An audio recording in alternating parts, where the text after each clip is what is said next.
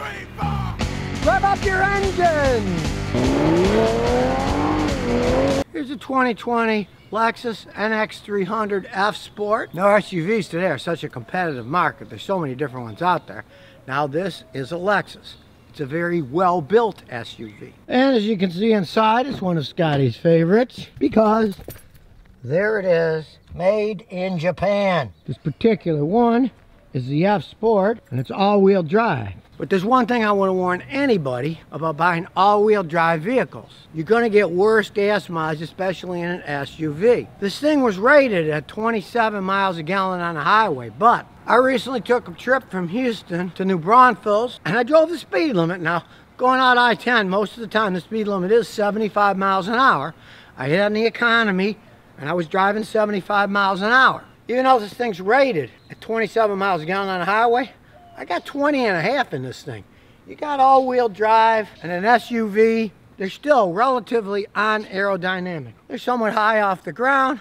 To give you a comparison, here's my wife's old 20-year-old Lexus. That thing gets better gas mileage. Gets me about 5.5 miles a gallon better gas mileage than I got in that thing. They're more aerodynamic, and even though this has a 6-cylinder engine in it, this only has a 4-cylinder engine. This engine gets worse gas mileage because it's pulling a heavy SUV with all-wheel drive. These are solid built cars. They ride great on the highway.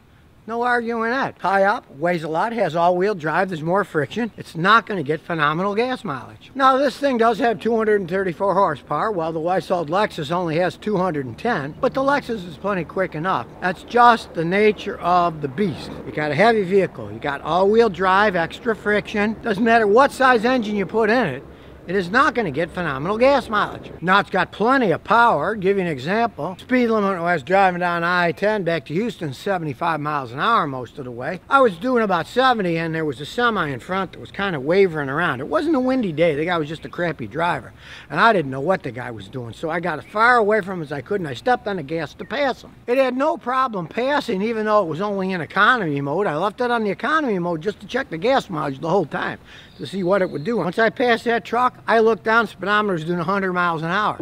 And on this thing, totally stable. I didn't even notice it was going 100 miles an hour. Now, it's not a race vehicle. 0 to 60 times are much slower than, say, a Mercedes. SUVs aren't racing machines. They're to take people around comfortably, and it is a very comfortable car. And it's hooked up to a 6-speed automatic transmission that's very smooth, and from my experience as a mechanic, pretty bulletproof. I haven't seen any problems with these. I also haven't seen any problem with these turbocharged 4-cylinder engines in the Lexuses either. From my experience of decades of working on Lexus since they started making them, they're very dependable cars. I foresee this as being a very dependable car. Now, as we walk around, we can see it's a good-looking car. It's an interesting paint color. People either love it or hate it. It's a very sharp looking car. There's no arguing that. And as usual, you go in the back.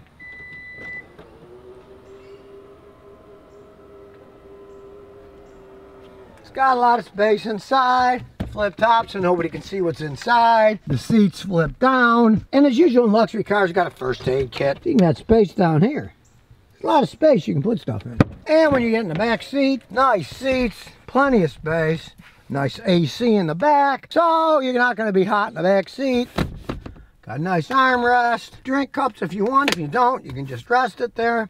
It's well thought out and very comfortable. And when we go inside, start it up.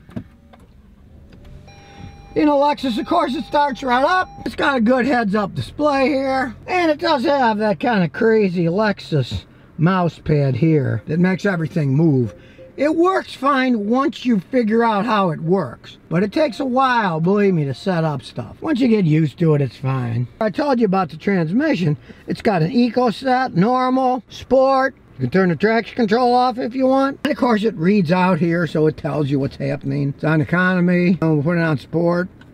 You can move it around. And as per usual, you can have a manual mode where you can shift it up and down. And the paddle shifters on the right and the left, they work quite well.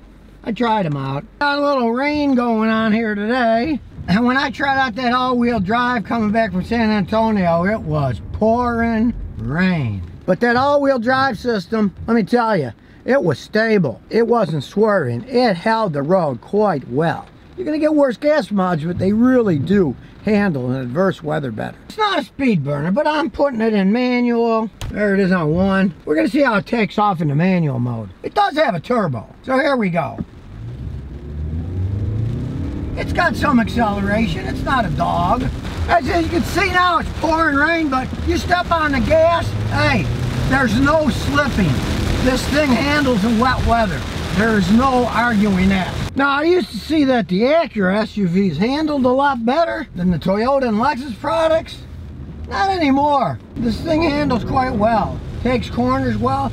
And really, if you have it in manual mode like I do, it's got plenty of zip with the turbocharger. You just feel totally stable driving this thing, even in the rain. You can play around with all the readouts. I found the most interesting thing was your map setup. When you're on a highway, it'll tell you all the upcoming exits, what's on them, how many miles away they are. That was a really handy feature. And you want comfort, of course, it's got dual zone AC, but it also has the air conditioned seats. In this case, it's on full blast. If your butt gets too cold, you can turn it off. Or if it's really hot in the sun, you can turn it on. It's on both sides in the front. And here's a really odd thing I saw. I thought, what's this? You pull this out. All right, what is it? It's a mirror. I don't know. I guess it's for vanity, or if you're stuck somewhere in the desert, you can use the sun and shine at people. I don't know. But there it is, sitting in here. It fits in this cute little notch. And when you close it, there it is. Being fully loaded. It's got the old sunroof, or in this case, rain roof. Very comfortable steering wheel with all kinds of controls on it. If you want to do all the time to study what each one does. Check surroundings for safety. It scans around. That is really cool. You're not going to smash your fancy wheels against the sidewalks anymore. Look at this. All you got to do is push this button down here. That is so cool. You like technology? Here it comes in spades. Now, if you're really looking for an all-wheel drive SUV that has comfort, luxury, got plenty enough zip to get where you're going, it's not going to win any races at the quarter-mile drag strip, but that's not what this thing was made for. And really, what the heck? Gasoline is cheap these days. It might be for quite some time. So what if you get in the low 20s on a highway if you're going 75 miles an hour? And when you think about it, if you're spending $53,000 for an SUV, you're really not going to be whining that much about a few miles per gallon on a highway when you get the luxury that this thing has. Leave it and drive, the regular drive. And if you want to have some fun, shift it over to manual and start messing with the paddle shifters. I don't know about you, but I like these regular gear shifts that go down. Not this electronic, you touch them and it takes 5 days to figure out what gear you're in. This acts just like a regular transmission. Now, of course, there's electronic controls to it, but you got an actual gear shift that you can move, that you used to drive, and when you back up, you just put it in reverse and you back up. Of course, it's got a really nice backup camera too. But the rest of it, when it's backing up, look, it's even showing you the car all around it too. So you get a really good view. For those people that are smashing into curbs all the time, this is the car for you. No more excuses. I couldn't see the curb. Yeah, you can see it now. There it is. So now you know a little bit more about this NX 300. Even though it's been raining and thundering outside, it's a well-handling vehicle. You got the money to buy one of these things? You want comfort, little style, and a little bit of zip when you put it in manual mode? This is something you should really consider. And here's some bonus questions and answers. Syed Shamir says, Scotty, Jaguar XF or Audi A6? It's a toss-up there, you know. I would say if you're a driver, you probably like the Audi because it does handle quite well. They're driving machines. There's no arguing that. If you like looks, get the Jaguar. If you like driving and you value your money, get a Lexus. Don't buy either of those. You pick some of the two biggest money pits on earth when they get old. Now, if you're the type of guy, you're going to either lease one or buy it and get rid of it before the warranty's up, go right ahead. They got to fix them for free. But other than that, don't buy either one of those. Daniel Durant says, Scotty, what do you think of the 2012 Toyota Highlander V6 engines tapping, ticking at startup and idle? From my experience, most of that is people did not change the oil enough. They believe some of the crap that people tell them that they can change their oil every 10,000 miles. Nonsense. Change it every 5. Oil's cheap, engines cost a lot of money.